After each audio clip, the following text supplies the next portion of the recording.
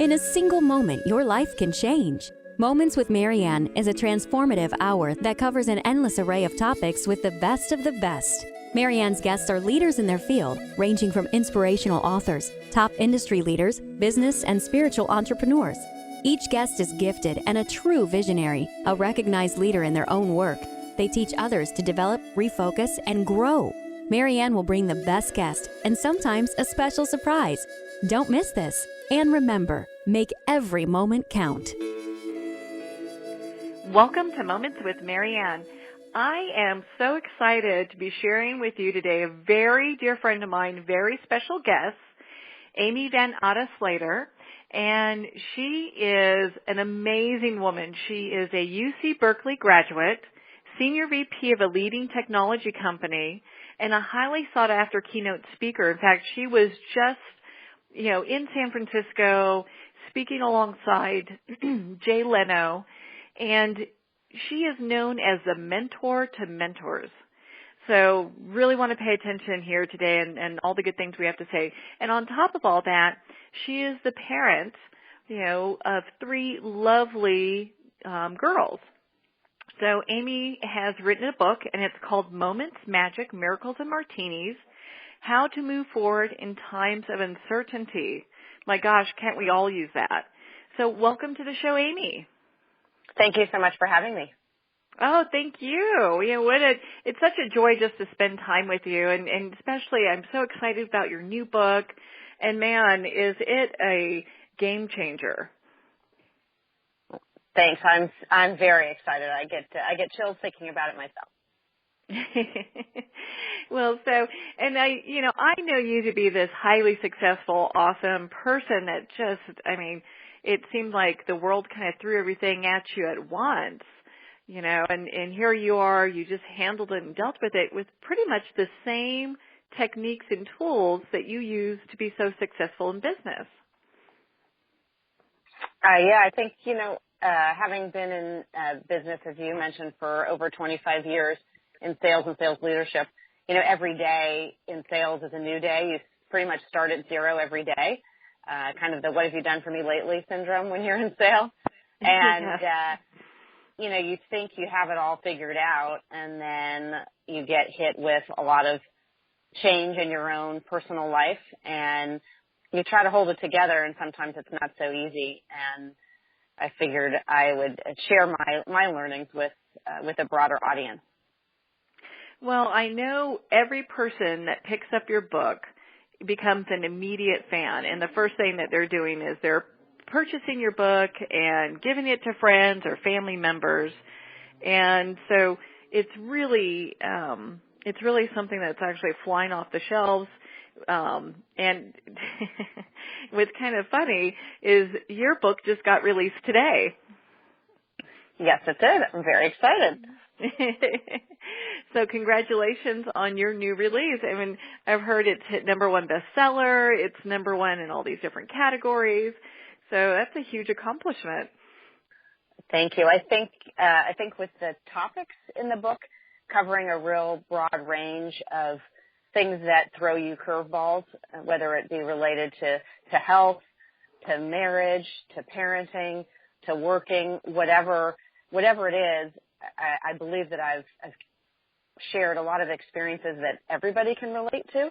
I don't think there's a single person that can say they haven't faced some degree of uncertainty, and it was very therapeutic for me to write the stories about my own journey. So, and I agree with you. I mean, going through your book, it's really heart-wrenching, and a lot of people can really relate. So I know your personal story. I know that you went through a lot of different challenges, and it basically everything hit at the same time. And gosh, doesn't it feel like that when we get hit with stuff? Yeah. I mean, when it rains, it pours. I mean, there's so many cliches or analogies. Kick a person when they're down. When it rains, it pours. And it's very easy to get into that victim mentality. Why me? Next thing I know, I turn around and I get smacked down again. And it's very easy to go into that abyss. And I'm so grateful that I was inspired by some thought leaders around being positive, around vulnerability, and just taking it as it comes and taking one day at a time. And just by being present in the moment, hence the title, really helps you overcome that fear of uncertainty. Well, and I know that it really was your positive mindset that really propelled you forward. What prompted you to start looking at things that way, or was that always a mindset you had? I have to say that I think I have an innate sense of positivity. I have my father was always the kind of person, and I write about this in the book, that it wasn't that the glass was half full, it was overflowing. And so he just was this gift of life. And even today, as he sits in his wheelchair in a nursing facility, you see that twinkle in his eye.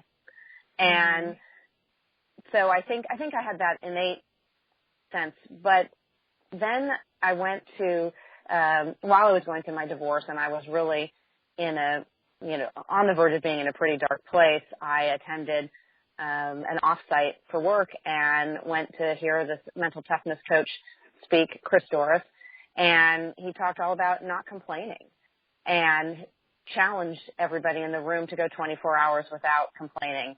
And I said, what the heck? I have nothing to lose here. I'm going to take on this challenge.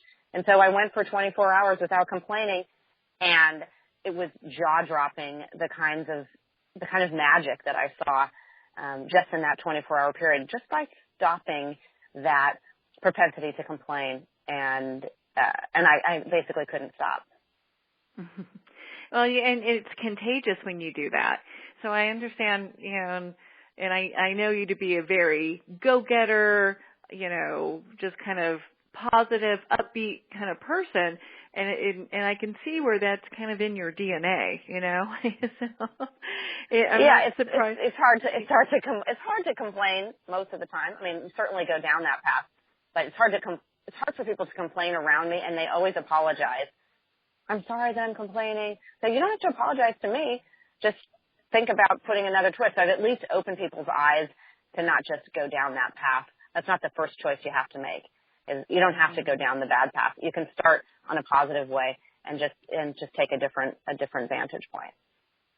Well, and I understand with, I know how the people that you work with, because, you have a lot of people that report to you and what have you, you probably, and that you come in contact with, that positive outlook, of course they're saying, hey, I'm so sorry, because it's really coming across to them, that, gosh, she is really upbeat and positive, and I even know that that's that way with your children.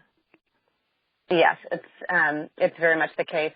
A couple of recent experiences with my kids, I write about a few of the experiences about them turning things around and becoming positive. It's really amazing when you start seeing it organically in your children. I have an 11-year-old daughter, and in California, and as in many other states, they have to do these physical fitness tests, these statewide tests, and she just doesn't love to run. And she had to do the mile run, and the morning of her run, have to have a good breakfast, and she asked me for a black marker. I said, okay, have a black marker.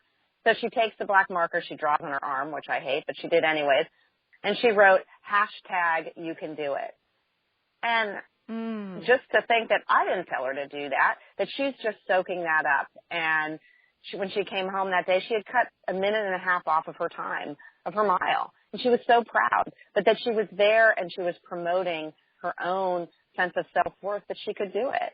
And those are the things that are the miracles that come as a result of living a more positive life. I also have a daughter who's a sophomore in college in Vermont. And, being a teenager is not the easiest road. And wasn't always, as a teenager, a real proponent of my kumbaya kind of attitude. And one day she, on social media, she had there was a poem that talked about, be positive and the world around you will be positive too. And she mentioned me in some post, basically saying, thanks, Mom.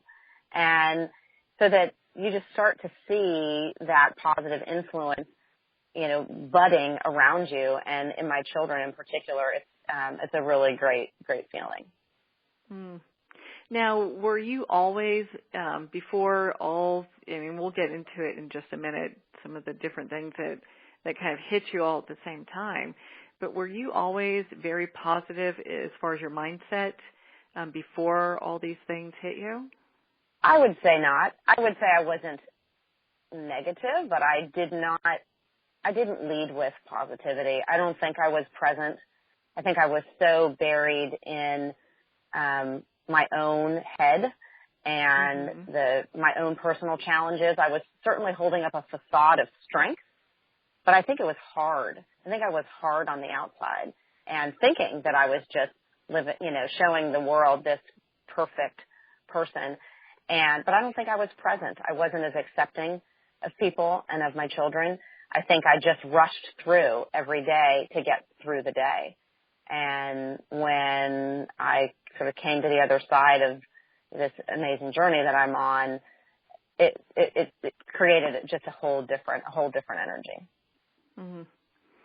So, getting to all these things that hit you at the same time, I know that, and they'll have to buy the book to get all the ins and outs, which is definitely worth it because it's a short read and easy to pick up and get that inspiration that you need no matter where you are in life, no matter what's going on. Yeah. Because it's like you hit every area pretty much, which is not a good thing, but going through this and coming out the other side really does bring a lot of hope and inspiration for other people. So you had, basically you went through a divorce, that ended a 17-year marriage, and now you're co-parenting with your, soon-to-be ex. Your father's has a diagnosis that you're having to deal with. You have chronic IBS, which I really applaud you for writing about it in this book because it was a very honest and kind of raw talk about that in some respects that a lot of people can relate to, having some type of illness or something that comes up that you've got to deal with. And on top of all that, it wasn't enough, then you were just in the position where you had started a new job. So that comes with all this other stresses and everything else. Right. Yeah. There's a hierarchy of things that they say are the most stressful events. I think I hit just about all of them with the exception you of had the medical, the job, the home life. It probably felt like there was no place to turn. Yeah. Yeah. Basically, I essentially became a shell of a person during that time. Of course, the IBS was debilitating, but every day you've got to wake up and take on the world, even though you're incredibly weak. And there are people that don't even recognize me today that kind of came into my life 5 years ago. They're like, "Oh my gosh, you're a different person." Mhm. Well, and that's a really tough thing to go through because a lot of times people don't understand IBS and how that really affects people. But it comes. It's debilitating in some ways. Oh yeah, and you carry a lot of shame. That's why I talk about it. And in fact, a colleague of mine the other day said, "Wow, it sure took a lot of courage for you to write this book." And I said, "Now we're really going to get to know you." I said, "Great, I have nothing to hide." But when you're talking about something like IBS, it's really not a nice table conversation. However, I've realized that by coming out with it, and as I talk about in my book, shining light on a dark place, it's amazing how many people said, "Oh, my child has that," or "I have that. What have you done?" And I've referred a lot of people to the nutritionist that I leverage to feel better. And if I can help one person be in a better place and prevent them from living what I lived with, I've had it for over 30 years, and it gets, it rages in difficult times in life. If I can help one person, then I feel like I've helped out. Well, and I think, pulling the shades back on that really allows people to look at it. Hey, is that something that I have? The symptoms sound familiar. Maybe I need to get this checked out because a lot of people walk around with that undiagnosed. Oh yeah. I have friends that are sending me emails saying, "I have this friend who has what you have. Can I connect you to them because they have no idea where to turn?" And so it just becomes this natural thing. And so people then start reaching out and building a community. It's roughly 1 in 7 people that suffer from IBS. Oh my goodness, yeah. So going through that, and then your dad had some stuff going on too.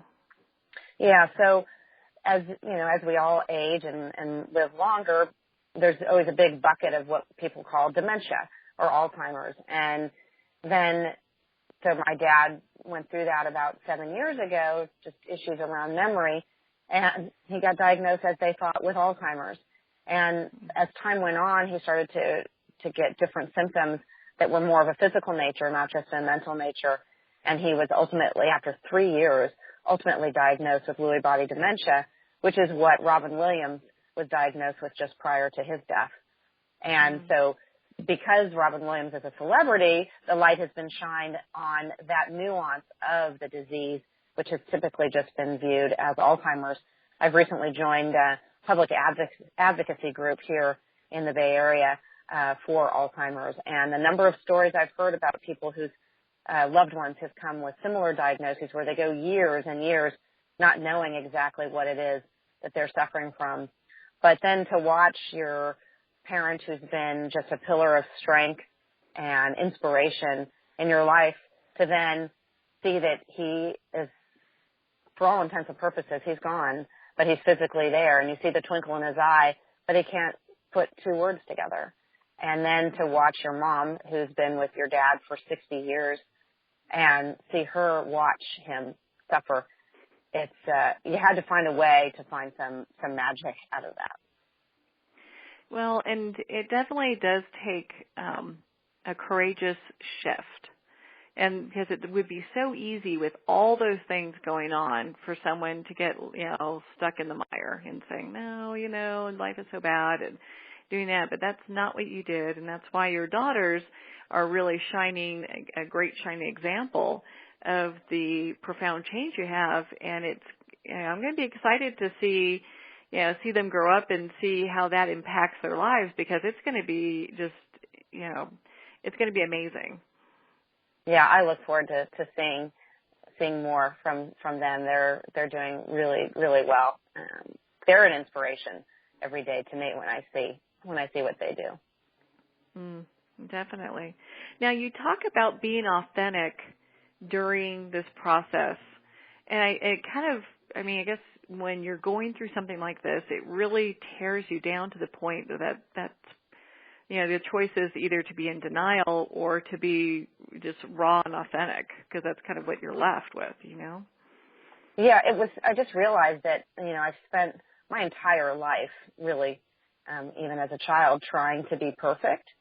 And it's exhausting. It's exhausting trying to mask, trying to mask it and think that if you're not perfect, you're weak. And I have a huge aversion to that. And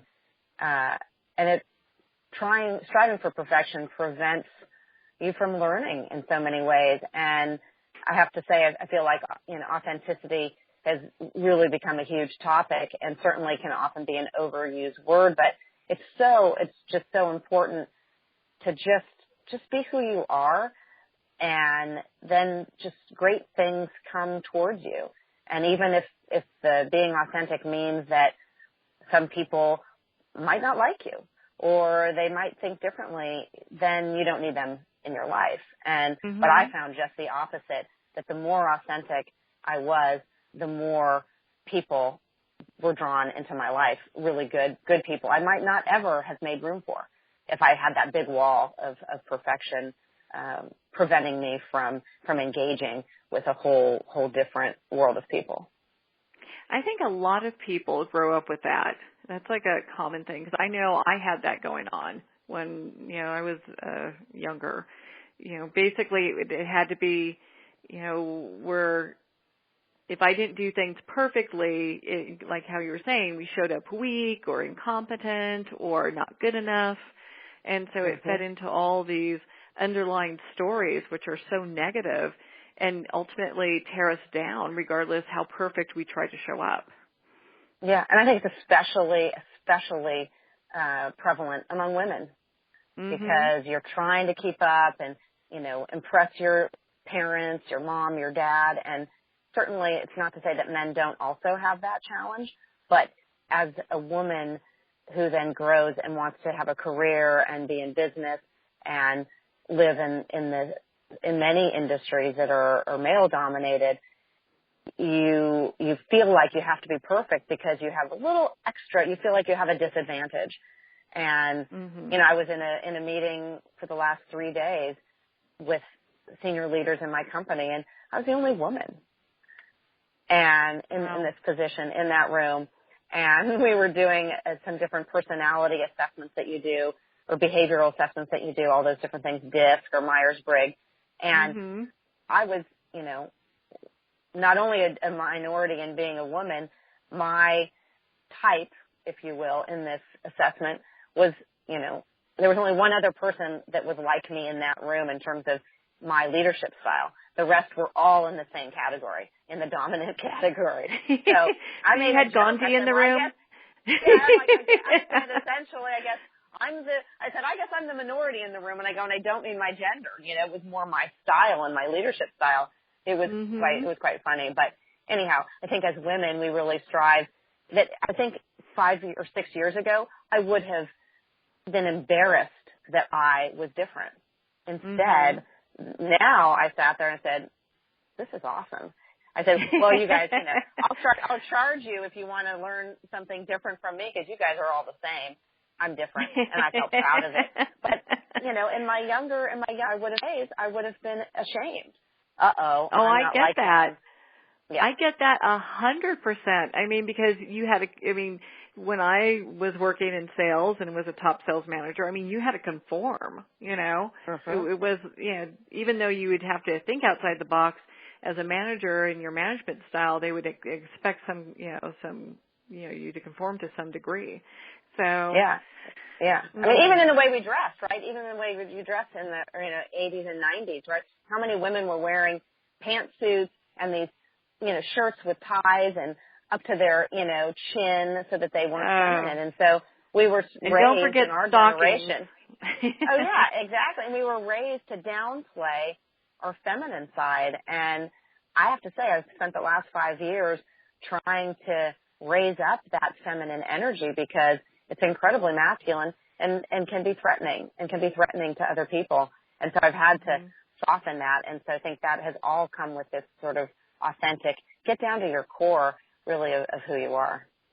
Well, and I know years ago they did a study, men and women in sales who did better. And typically, the polls came out that it was basically women that did very well because they were non-threatening when you would sit and talk with them. So, why would we want to move that out of who it is that we are? You know what I mean? Because, it's just part of, our being, and it works for us as women being, being able to show up and be authentic. Absolutely. Absolutely. Yeah. Well, and that's with the authenticity part, that is a really big deal. And then I know once you're there, you talked about moving to places where basically you could be the change in your environment. So how would somebody do that? Yeah.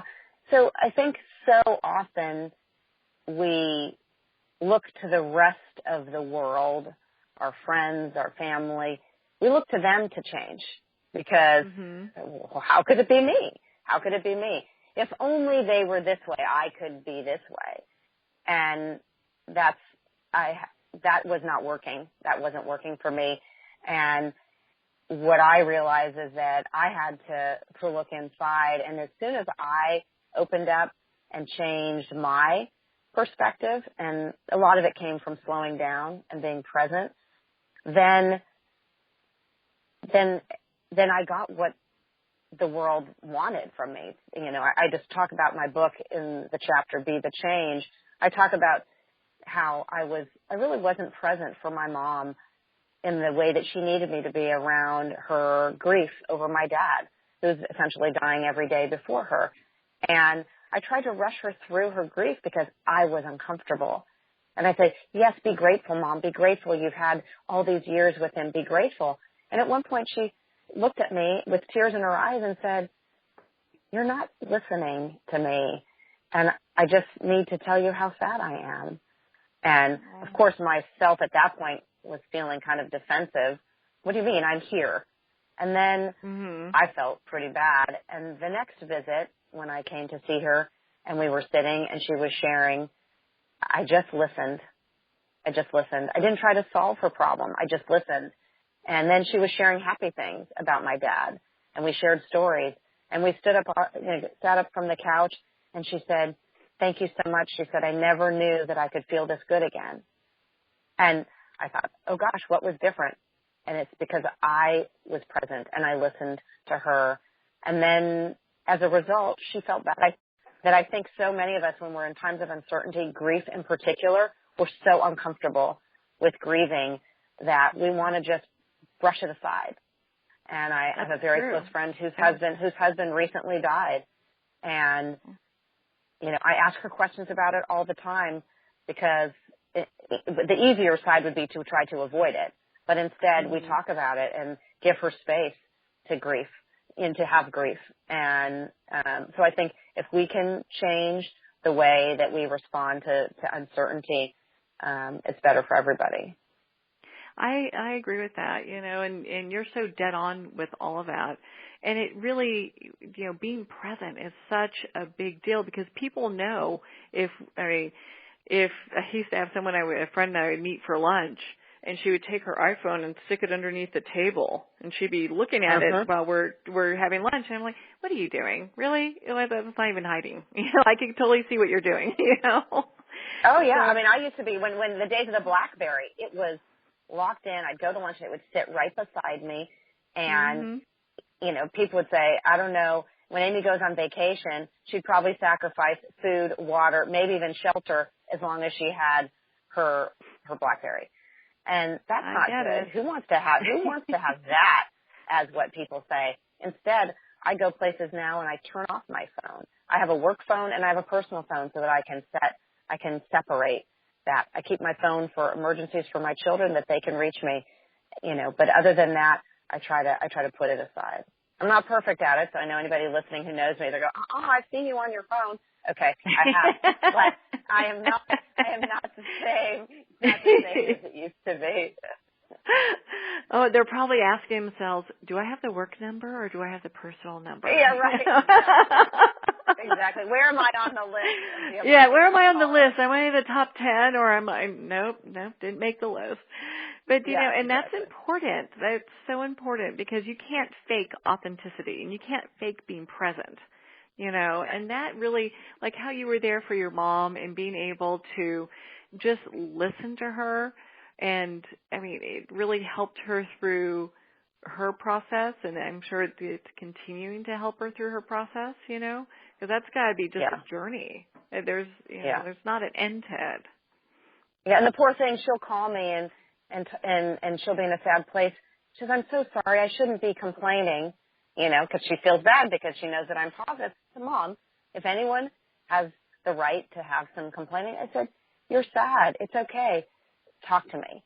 But she feels apologetic because she doesn't feel good about it, but she doesn't have any outlet. She doesn't want to be in that space, but she needs to get it out. And she just wants somebody to hear her. Exactly. And that's what I tell her. I said, Mom, it's not complaining. You're telling me the story of your life. And then that gives her the relief to know that it's okay.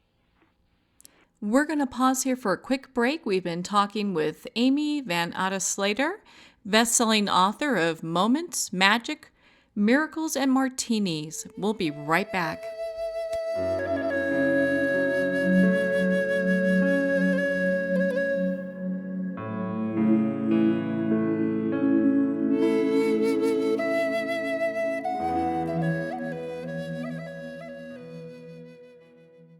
In 2012, after returning home from Iraq and Afghanistan, Sean Gobin hiked over 2,000 miles of the Appalachian Trail. Recognizing the therapeutic effects of long-distance hiking, Sean founded Warrior Expeditions, a veteran nonprofit therapy program that supports veterans transitioning from their military service by hiking America's national scenic trails. Equipment and supplies are provided, as well as assistance with job placement. For more info or to help support these veterans, visit warriorexpeditions.org.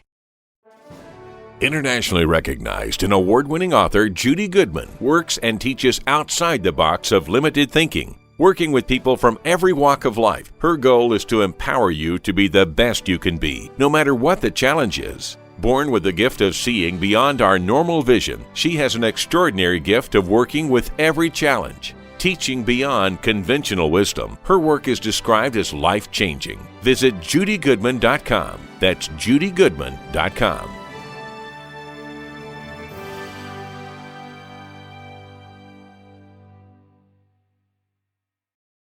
Have you ever had the sense that your thoughts might actually be doing something? Ancient secrets of manifesting have been masterfully revealed in the award-winning book Manifesting 1-2-3 by Ken Elliott. For the first time, the author's experiences and stories in this book describe exactly how your thoughts can create anything. You've been doing this all your life, but it's never been fully explained for you until now. Visit manifesting123.com for more information today. Manifesting123.com.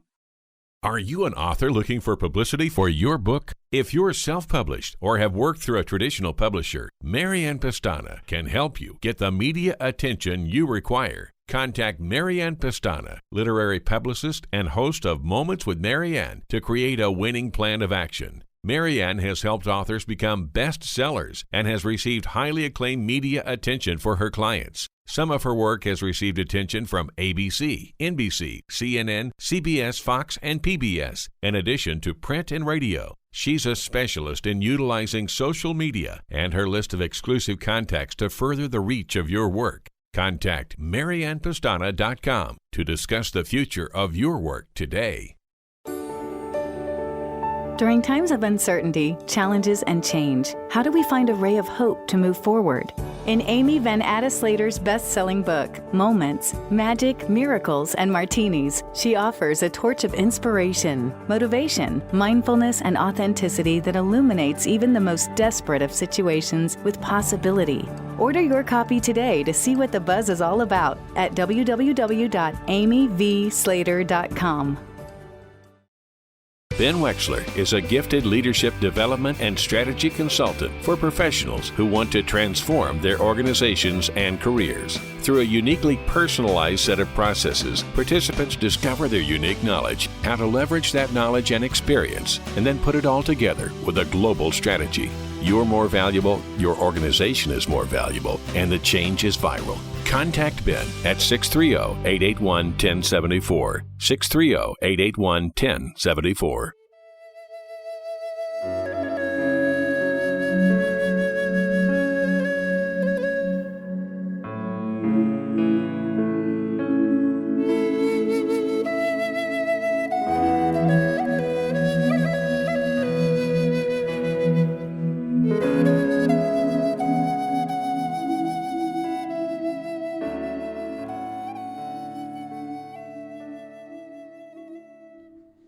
Welcome back to Moments with Marianne. We are here with best-selling author Amy Van Atta Slater. We've been talking to her about her book, Moments, Magic, Miracles, and Martinis. And you can visit her website at www.amyvsinvictorslater.com. Now, before we left for break, you really had me thinking about a few things, Amy. All these things happening at the same time are really the catalysts that made you become who it is that you are now. And in doing that, then you can be more present for your mother and being that role model for your children and your coworkers and all those that you come in contact to a greater degree. Not that you weren't before, because people came to you for all sorts of things before, but as far as in a greater degree, they were able to come to you, and you're just in a totally different space. Yeah, I think when you break down those walls, and I write about that, tearing down those walls, you just become more approachable. And I know that while people did come to me, I think I had a tendency to seem unapproachable. And my world has changed so much in letting that down. And when you have those walls, you really block a lot of emotional intimacy. And I used to get, accused. Even my ex-husband would say, "You have issues with intimacy," and I was so defensive. I'm emotional. Being emotional and having emotional intimacy are two different things. And he was, as I reflect from a healthier space, he was spot on, because I was too afraid. I was too afraid for somebody to see me in any kind of a weakened state. And that's really what I hope to be an inspiration for people, that you don't have to be the tough guy. And we learn so much more. And Brené Brown, talks about things being messy in the middle. Get messy, get dirty, get knocked down a few times, because then you stand up and, okay, now I know not to do that because I'm going to fall down, and you learn from it. And so I've really, been sort of educating myself from some pretty inspirational thought leaders around things like being authentic, being vulnerable, and just being open to new possibilities. Oh, it really shows. It really shows, because from what you've written in this book, I mean, people pick up this book, they start crying, they buy it for everyone they know. I mean, you're touching lives with it. You really are. And I think it's because a lot of women, and even men that read this as well, but, I'm thinking of myself and the women that I know, as a type A personality who, is a recovering perfectionist, all those kind of things. Women are we weren't really given a guidebook on how to be in the business world. We had to show up tough. And in doing that, we really lost something. And that's where I think a lot of that disconnect that you were talking about, how your husband was saying, well, you've kind of got this barrier. I think that's where a lot of that disconnect comes from, is, because we weren't really given like, hey, it's okay to be feminine and still be open and be present. And I think there's also, things have kind of come to a shift as well. But in business, I mean, it's kind of like a dog-eat-dog kind of world. And if you show any, softness, you'll get gobbled up. And I think or you'll lose, right? You've that fear of losing. Absolutely. Especially in sales, where it's so competitive. Oh, gosh. Yeah, I mean, when I was working sales, I used to joke around, it's like every one human year in sales was like dog years, Oh, yeah. You'd have the 7 dog years. Now, I know also in your book you talk about gratitude. So how important is gratitude through your process? How important is it through your day? Yeah, gratitude to me is, I say choose gratitude. It's a choice that we make. And I started to replace the words thank you with I'm grateful, because thank you is so easy to say. Well, and some people don't even say it, but when people do, it's like thank you, thank you. Someone hands you something, thank you. But I started changing my language at work or in my personal life, where somebody does something, said thank you so much, I'm so grateful to you, because gratitude is something that's personal, and it says to the other person, I value you, or I value what you've done. And I feel that people, we're not entitled. We live in this society, and I see it very much with children and things and places where we live, that there's this sense of entitlement that goes along with living. And you don't get much with entitlement. And I want to turn that around and say, no, I'm grateful for this minute, this moment. I'm grateful because, you took the extra time to do something that was helpful for me. And I think in such a competitive place that we live in, and people of all different walks of life, gratitude is something that cuts across gender, it cuts across socioeconomic status and all of that gratitude is that balance. And it's that should be that neutral state that people can share and understand one another, as opposed to, like you described, sort of this dog-eat-dog world, that gratitude. And if you show up each day grateful, you're probably going to go to sleep much happier than you would if you didn't choose gratitude. Now, have you seen a dramatic shift in your work environment? And we'll get to your home in a minute, but in your work environment with making these changes in language like you have? Absolutely. Absolutely. I see, people will walk into my office and, they're not used to being treated that way. I've had people that have been pretty unhappy, with something that they've done or, that they've done some way that they've been treated. And if you just change that language, they come back and say, you have no idea how much I appreciate that. And it's just so great for the work environment, especially as you have so many different generations of people now working together. And, certainly with younger people in particular, they want to be acknowledged and feel that they're adding value. And I think it's so critical in the workplace because it's really easy, especially with technology today, to just be hiding behind emails. But people, so if you are going to be in an email kind of communication world, using words like I'm grateful to you for even coming to work today, knowing that you have a sick child at home. I'm really grateful that you worked this weekend to get these things done. And it creates really, I think, better bonds in the workplace when you can lead with things like gratitude. Well, and in your personal life, using gratitude in the way that you are, what kind of changes have you seen? I've seen certainly across friends when you lead with gratitude, there's just there's a deeper connection with your friends when you come from a place of gratitude. Someone does something for you. Again, I just have taken that word "thank you" out because it's a very passive word, I think. And using grateful, I use grateful in the way that I communicate now with my ex-husband. I'm grateful that you helped me out in this situation or that situation. And it diffuses any angst that people have when you actually stop and say more than thank you. And I see it with my children and my youngest daughter all the time.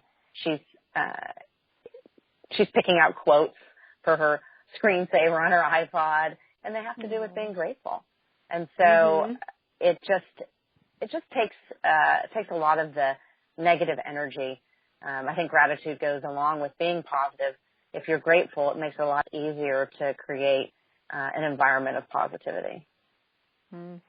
Now, I know in your book you've got magic, so isn't that great? And we talked a little bit about that earlier about, the middle is messy, Brene Brown, her quote there.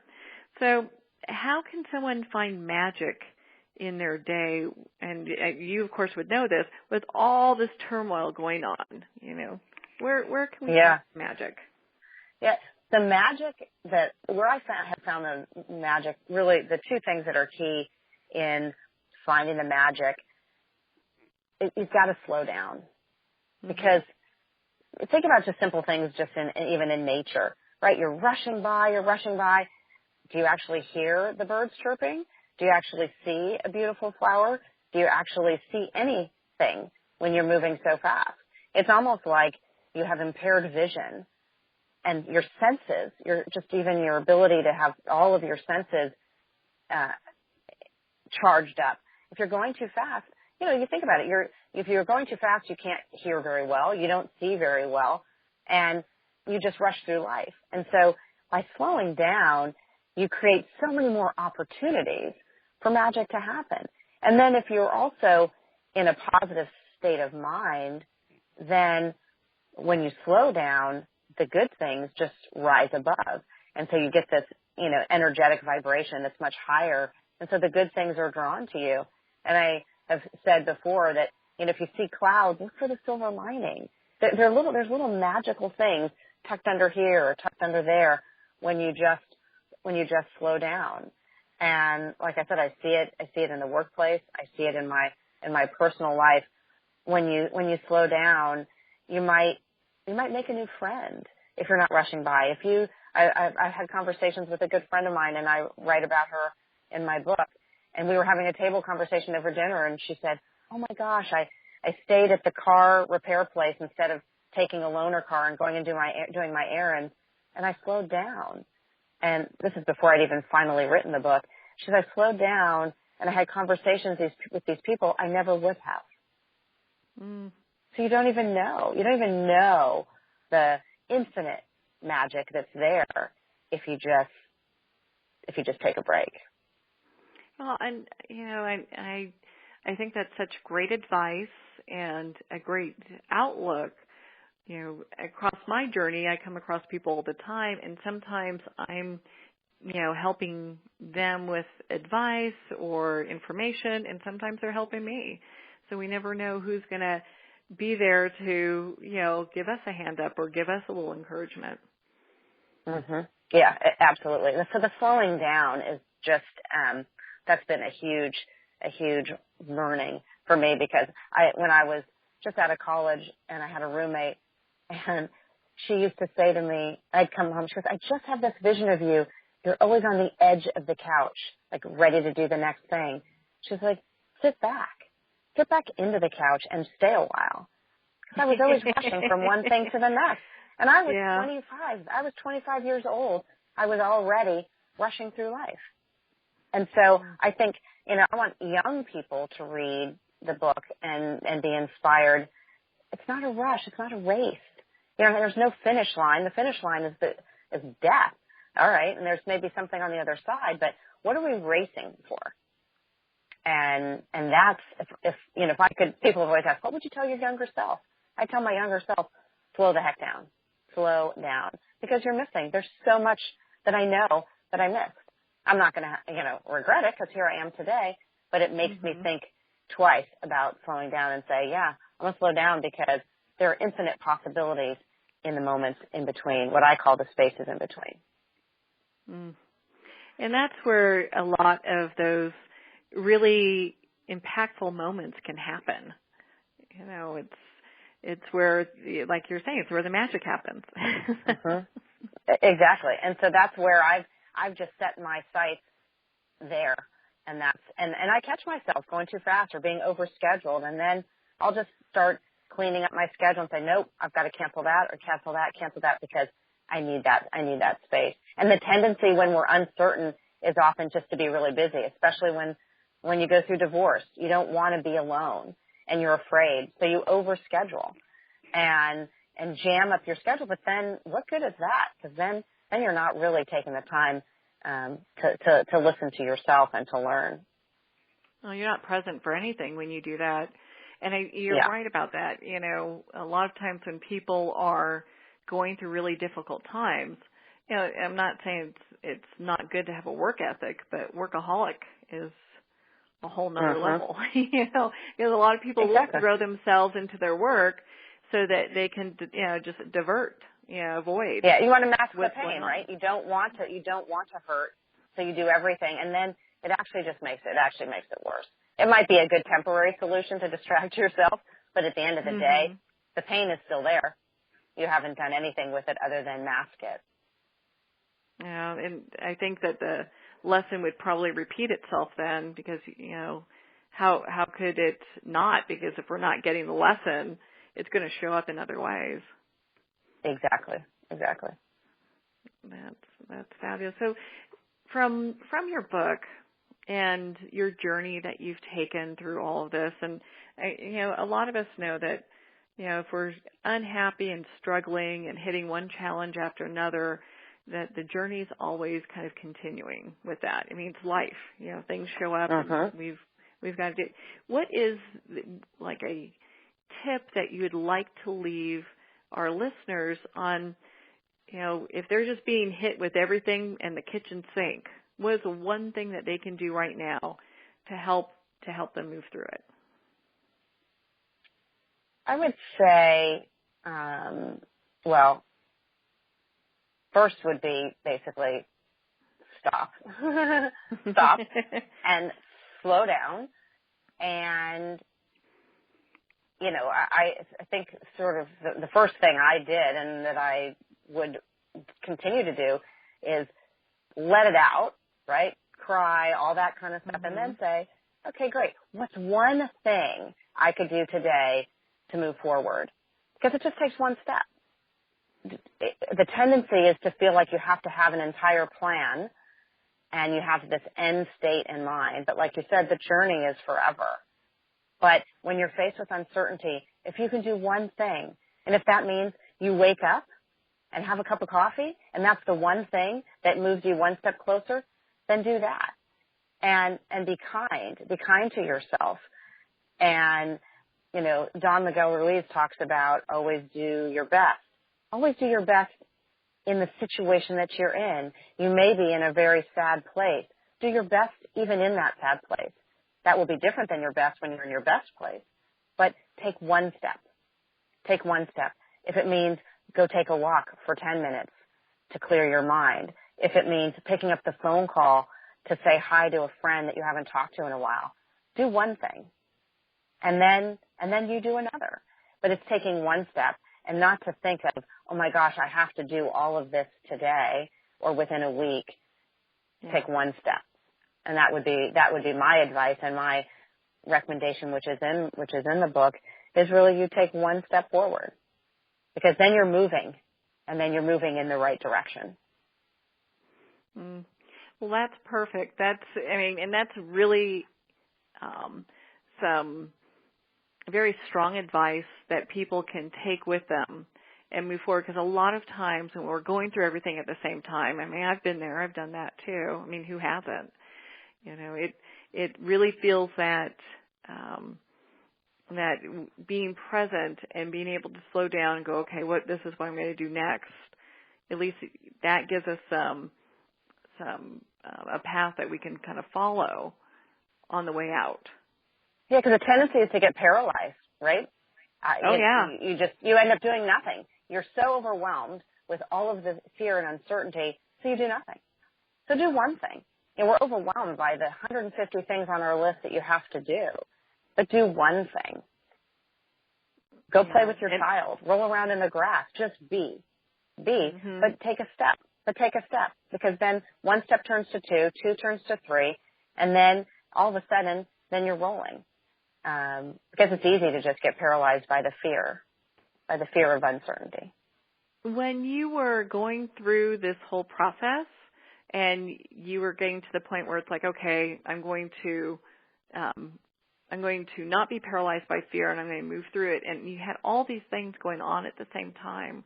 Was there one thing that you did or said that would kind of put those issues and those challenges to the back, either the back of your mind or just you're forgetting it for the day? Usually, the way that I would get through it is, especially with something that I knew had a deadline that something would be done or what have you, I would often just fool myself and I would say, you know what? I know that I get things done and I know that I can do this. And in 3 days, this will all be part of my past. So I'm just gonna show up because I know that I'll get it done. So I really sort of played these games of encouragement with myself that just said, you've done it before, you can do it again, and here you go. And because like you said, there is so much and there are so many things that you have to, we all compartmentalize things, but I would always, of course, choose the easiest things to get done first or to face first. But I just kept reminding myself that this too shall pass, and that if I just stay the course and I stay present, because what messes with ourselves the most, it's our mind. It's what we do with our minds. We think about the past, we think about the future, and then we have so much anxiety because we can't change the past, we can't predict the future, and then we mess up our present. So if you could just stay present in that moment in time, which is, again, where the title comes from, if you stay present in the moment, it's a much smaller thing you have to address. I can't change my dad's health situation. I can't change a lot of things about what might be, but what I have an impact and I can control is this moment in time. That is so beautiful. And you know what? And of course, your book, Moments with Marianne, I mean, they just go together, you know. I know. Well, that's how we met. I mean, that's the other thing that, you know, is slowing down. Is that, you know, we met through Twitter and did, you know, hashtag Moments. And then there you were. I thought, that is just such a great connection. She's got something about moments too. And so by slowing down and being in that moment, look at this magic, right? You make these magical connections with new people. I have more new people in my life than I've ever dreamed of. And I don't mean just superficial connections. Mm-hmm. It's because I slowed down. No, I get that. I get that 100%. And I just love it. To me, it's delicious when I get to meet somebody new, and I mean, it just feeds my soul. You know, I love it. No, I get I get giddy. I think you hear it in my voice. No, I get really giddy because of the kinds of connections that I've made in the past few years have just, and that's why I say magic and miracles. It's been a miraculous change, not because I'm like just so great or anything. It's slowing down, and it's being here in this moment. Yeah. Well, thank you, Amy. I so appreciate you taking the time to be on the show with us today.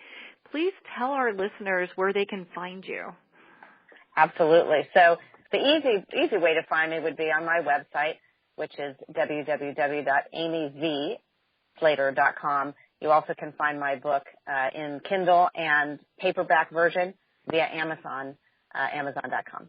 That was just released today. So paperback version, just released. Congratulations, just released, and a #1 bestseller already. So congratulations on that.